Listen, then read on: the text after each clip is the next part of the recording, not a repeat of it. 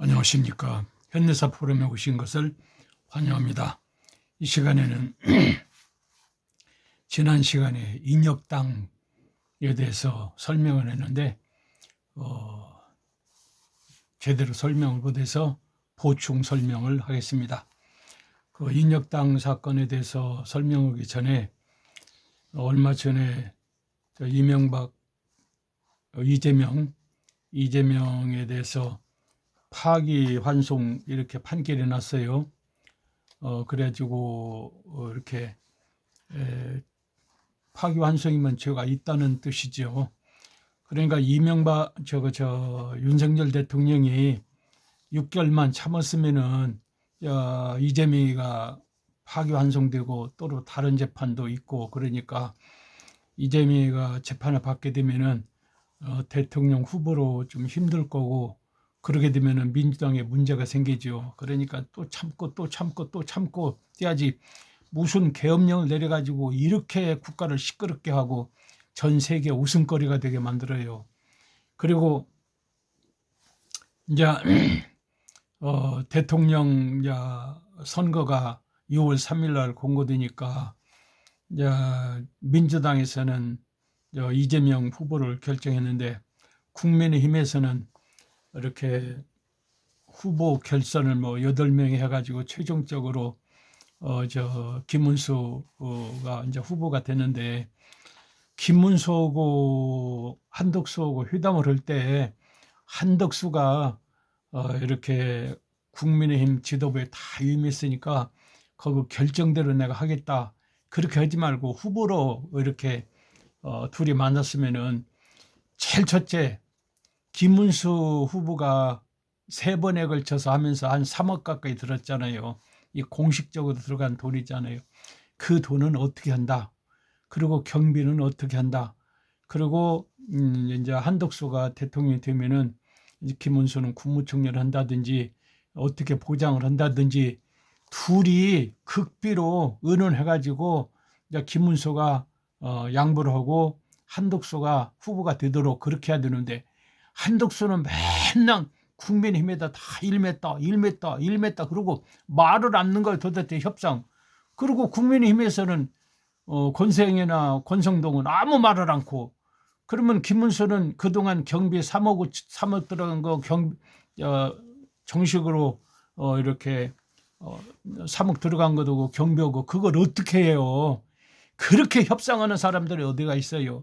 그래가지고는 결국은 한덕수가 이제 물러나고 이제 김문수가 이제 후보가 결정됐잖아요. 그런데 김문수는 참 국민의 이번에 탄핵 때문에 윤석열 탄핵하면 안 된다 했어서 구구파들이 국민의힘 사람들이 이제 믿었을까? 전국적으로는 안 되잖아요. 4월 10일 총선에서 국민의힘이 많이 졌잖아요. 전 이유는 수도권에서 122석 중에서 103석이 국민의힘이 민주당이고, 그리고 19석이 국민의힘이에요. 적어도 반절 60석은 가져야 되는데 60석은 그만두고 19석밖에 못 가졌어요. 그러면 이제 수도권에서 이렇게 참패한 이유는 전광훈이 5.18은 북한에서 왔다, 또 이렇게 남쪽에 있는 이렇게 좌파들 때문에, 공비들 때문에, 간첩 때문에 폭동이 일어났다, 이렇게 말도 안 되는 소리를 해가지고 호남 사람들은 막 속을 부글부글 끓게 만들어갖고 19석밖에 못 얻잖아요. 근데 이번에 이제 김문수가 또 이렇게 전광훈이가 밀어갖고 국민의힘 대통령 후보가 되고, 이번에 또 한덕수를 물리치고 또 후보가 됐다. 그러면은 호남살이 또 밀거냐 그거예요. 그러니까 선거는 앞으로 수도권에서 결정돼 버려요. 수도권 사람들이 김문수를 또 밀거냐 그거예요. 김문수는 완전히 루라이트이잖아요. 그 역사관도 다르고, 세상에 박근혜는 아무 잘못이 없는데 탄핵을 시켰다고 그따 소리를 하고 다니는데, 그 말을 누가 믿어요 도대체? 그러면 왜 최순실은 지금까지 감옥에 들어가 있어요? 최순실이 뭔가 잘못했으면은 박근혜도 잘못했죠. 박근혜는 대통령이니까 이제 특별 사면에서 나왔는데 최순실은 지금도 감옥에 있잖아요. 근데 뭐 하나 잘못이 없다. 박근혜는 저거 4.3 사건에 저거 추모를 결정한 거 그것만 해도 탄핵감이요. 그런데 김문수는 아무 잘못이 없는데 우익이 잘못해갖고 2명의 대통령 탄핵 땄다. 그렇게 판단력이 흐리는 사람이요. 그 사람이 또 대통령 후보 되면은 호남 사람들이 밀겠어요? 그리고 수도권에 있는 사람들이 밀겠어요? 이건 뭐 대통령 선거는 뻔한 거예요. 도대체 광화문에서 전광 목사는 뭐 이재명 이렇게 구속을 안 시켜서 한동훈은 좌파다 그러는데 이번에 이제 대통령 후보 나왔잖아요, 이재명이가. 그리고 선거도 다 이제 대통령 선거 후로 이제 미뤄졌잖아요. 6월 3일 날 이제 대통령이 되면은 약간 재판하기 힘들잖아요. 그러니까 결국은 이재명을 살려준 사람이 누구냐면 윤석열이고 전광훈이요. 근데 전광훈이가 또 이렇게 김문수를 밀어갖고 대통령 후보가 됐대요. 그러면 대한민국 사람이 누가 저 김문수를 찍어주겠어요 도대체. 일을 어떻게 하는지 모르겠어요. 완전히 대한민국을 망조 만들고 아주 그냥 우익을 그냥 작살내려고 작심한 사람들이요. 앞뒤로 모르는 거예요. 그리고 뭐가 뭔지도 모르는 거예요. 판단력도 없고.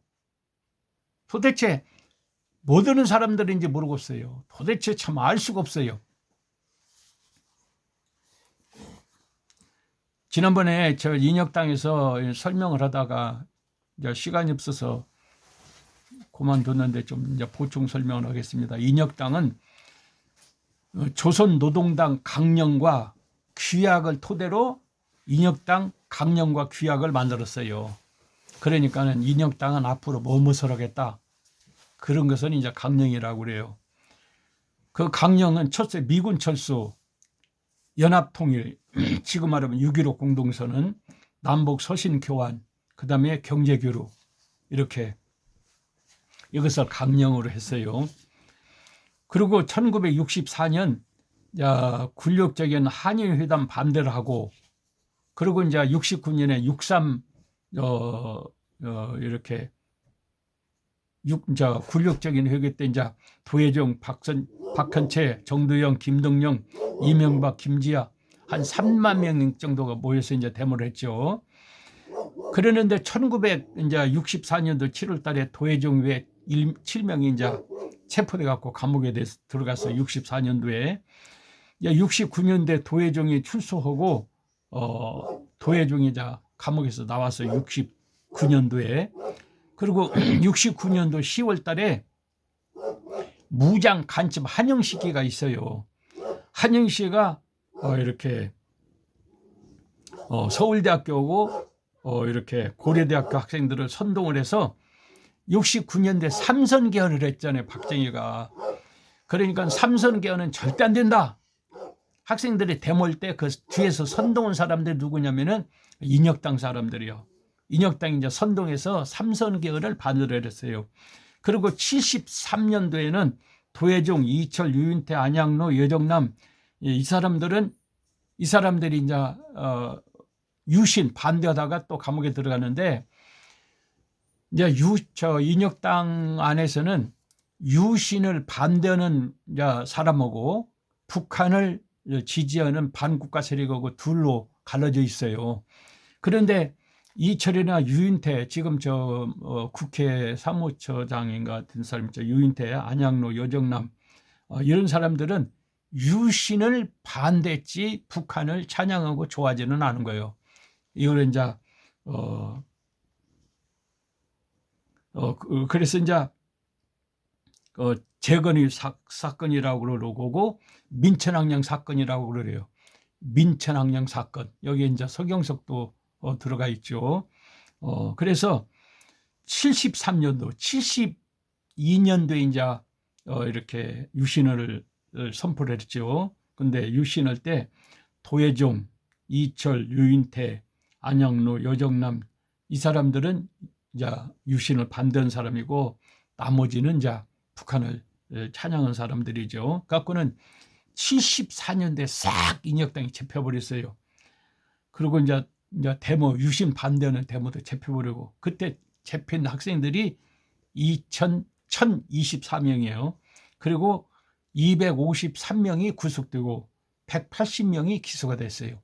그러니까 유신 반대하다가 74년도에 180명 가까이 이제 감옥에 들어갔어요. 그 유신 반대할 때 그 북한하고 남한하고 72년도에 7.4 공동성명이 있는데, 그 7.4 공동성명 1항에 북한하고 남한하고 이렇게 공동성명을 발표했는데, 1항이 일세를 배격하고 우리끼리 통일하자 그랬어요. 그러면 일세는 누구예요? 여기 뭐 청나라 온 것도 아니고, 일본이 온 것도 아니고, 뭐 중국이 온 것도 아니고, 소련이 온 것도 아니고, 지금 있는 것은 미군이잖아요. 미군을 몰아내고 우리끼리 자주적으로 통일하자. 그러니까 남한이 완전히 이제 북한과 흡수 통일되는 거죠. 공산화 되는 거죠. 그런데 이걸 이야기만 하면 감옥에 집어넣는 거예요. 이렇게 1000명을 잡아서 집어넣는 거예요.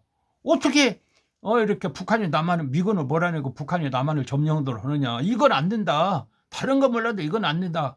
그리고 유신헌법 말만 하면 감옥에 집어넣고, 유신헌법 먼저 1종, 2종, 3종 해가지고 감옥에 집어넣는데 이럴 수가 있느냐. 이건 무슨 유신이냐. 아무리 박정희가 경계 건설을 잘해서 뭐 돈이 엄청나게 벌더라도 사람이 사람답게 사는 나라가 돼야지, 뭐 먹을 것만 외국에서 이제 뭐 달러를 벌어와서 잘 산다고 그래서 이게 잘 사는 것이냐, 이게 선진국이냐, 이런 헌법 밑에서 어떻게 우리가 사느냐, 이렇게 말만 하면은 집어넣어요. 한 180명이 들어가는데, 그때는 학생들 말고 일반인들이에요. 근데 여기는 지금 180명 정도가 이제 감옥에 들어간 거예요. 그게 유신헌법이요. 그리고 7.4 공동성명 1항이 이게 보통 무서운 1항이 아니에요.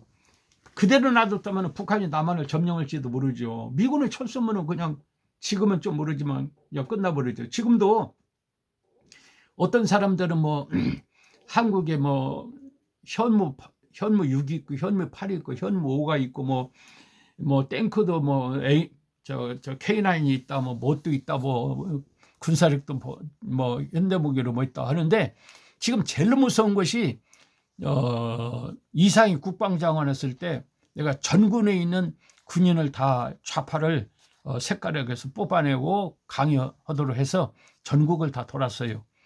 첫째 이제 전방에 있는 부대부터 돌았는데, 저 간성에 있는 22사단 포병사령관이 강의를 끝나고 이렇게 나한테 이야기했는데, 도저히 지휘를 못 얻었대요. 말을 안 들어서. 그렇게 부대 안에 좌파가 많고, 그리고 전쟁 나면 보통 문제가 아니다. 그래서 이상희 국방장관도 이 보고를 다 받고는 군인 안에 있는 빨갱이를 어떻게 하면 다 잡아낼 건가. 그래서 300명 별이 동원해 갖고 이걸 연구를 했어요. 그래도 어떻게 하는 방법이 없어.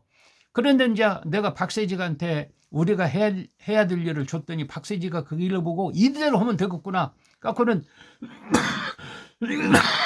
박세지가 이상희 국방장관을 만나서 이대로 하면 되겠다. 그러더니 이상희 국방장관이 박세지하고 나하고 15분 동안 시간이 있으니까 설명을 하라고 해서 10분 동안 내가 설명을 했어요. 그랬더니 이상희 국방장관이 이대로 가르치면 되겠다. 그래서 전방 막 이렇게 가르치다가 이상희 국방장관이 쫓겨나고, 이명박 때 쫓겨나고 이제 해서 강요하다가 이제 중단됐잖아요. 그때 사단장이 있는 장교들을 모으면 한 150명 정도 모여. 그러면 강요하면은 우익 장교들은 막 메모하고 좋아서 아주 막 이렇게 얼굴 표정이 좋은데, 좌파들은 그냥 인상을 쓰고 그냥 나를 그냥 그 자리에서 그냥 공격하려고 그래요.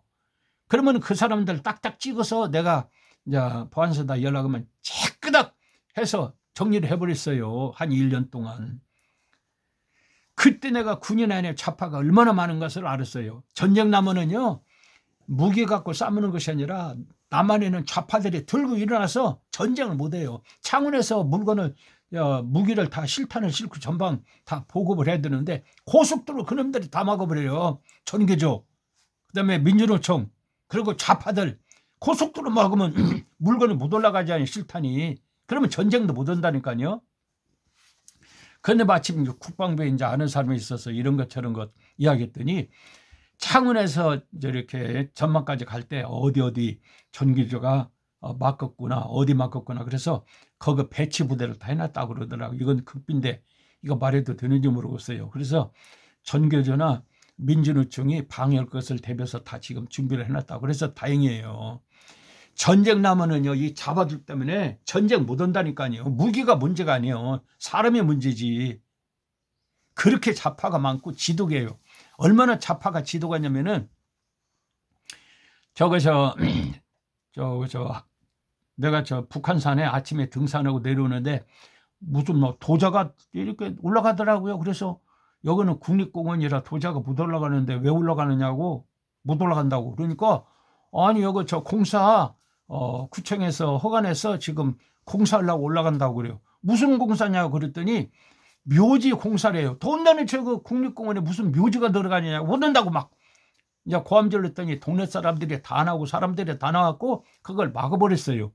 근데 알고 보니까 박종철, 이한열 같은 죽은 애들이 150명이 흩어져 있대요. 모란공원에도 있고 여기저기도 있고 그것을 전부 다 합쳐서 살구탑 위에 국립공원에다가 280평 거기다가 이제 흩어져 있는 그 애들을 다 이제 이렇게 묘지를 조성한대요. 그래서 이제 그 도자로 그 묘지 조성으로 올라간다고 그래요. 절대 안 된다고 그랬어요. 왜 그러냐면은 박종철이나 이한열 같으면은 그냥 있어도 되는데 동해대 사건 때 그냥 경찰을 죽인 놈들, 그 놈들이 거기 들어온다니까요. 그리고 완전히 좌파들, 그리고 저 보안법으로 이제 재판받아 갖고 사형당한 애들, 거기 온다는 거 150명이 그 절대 못 온다고 그랬어요. 그래서 수유 사동 동민들을 동원해 갖고 그걸 반대하는데 5년 동안 반대해서 그걸 막아버렸어요. 근데 또 그 사람들이 사정을 해서 내가 그 사람들하고 협상을 했어요. 그 사람들이 나를 보고 그래요. 저 묘지 조성으로는 450억을 예산하고 국가에서 빌딩을 지어주는데 그건 3,200억 예산이 다 나와 있어요. 그러니까 그 묘지 조성에다가 거기다가 빌딩 지어가지고 뭐 저 전교조, 그다음에 뭐 민주노총, 그다음에 뭐 이렇게 뭐 각 좌파 단체들이 싹 그래 다 들어간대요. 그래서 완공되면은 10평을 2층에다가 나를 돌아가실 때까지 사무실 줄 테니까 쓰시라고. 나 그런 거 필요 없다고 그랬어요. 그러면서 내가 조건을 내세웠어요. 거기에 독립운동하다가 돌아가신 분이 49사람이 땅이 모자라서 한 데다가 묘를 썼어요. 국무권에도 너무 묘가 많으면 안 되니까 한 군데다가 49분의 묘를 한 군데다 썼어요. 그래서 제일 위에다가 49명의 묘를 따로따로 이렇게 49채를 하라. 그리고 너 학생들이 이렇게 하라. 그리고 태극기를 너들 행사할 때마다 태극기를 걸어놓거라. 그리고 애국가를 부르고 시작을 하라. 이 세 가지 조건만 하면은 내가 수유동 사동 사람들을 이해를 시켜서 너들 오도록 하겠다. 그랬더니 이제 한 5일 정도 시간을 달라고 그래요. 거기 줬더니 의논하더니 안 된다는 거예요. 묘지도 안 되고 걔들 행사할 때 보니까 태극기를 안 걸어놔요. 애국가 안 부르고 막 시작해버려요. 애국가도 안 부르는 애들이요. 대한민국 태극기도 안 걸고 얘들이 반국가 세력이요. 쉽게 말하자면은. 그러니까 인혁당도 반국가 세력이요. 태극기도 없어요. 애국가도 없고. 그래가지고 이제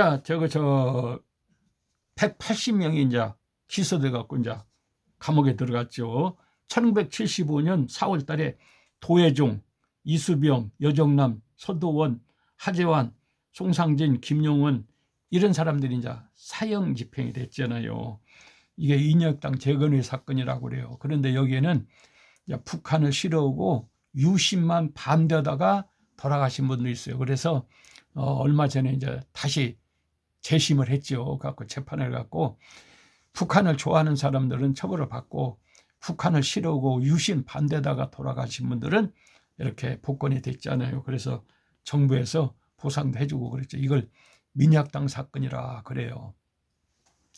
그런데 유신 반대하고 그런 사람들 모를까 도혜종 이런 애들은 친북 좌파들은 태극기도 안 불러요. 애국가도 안 부르고. 그리고 대한민국을 접목하려고 하는데 1995년이 이 사람들이 대한민국을 접목하는 해로 딱 정했어요. 그날 되면 그냥 큰 좌파가 들고 일어나서 대한민국을 접목하자. 그래서 1995년이 아주 위험한 해예요. 그렇게 그 사람들은 대한민국을 접목시키려고 애를 쓴 사람들이에요. 그런데 여기서 안 죽고 살아난 사람이 이재문이요. 이재문이가 조직한 것이 난민전이요. 난민전이 우리나라 좌파의 뿌리요, 뿌리. 그래서 다음 시간에는 이 난민전에 대해서 말씀을 드리겠습니다. 대단히 감사합니다.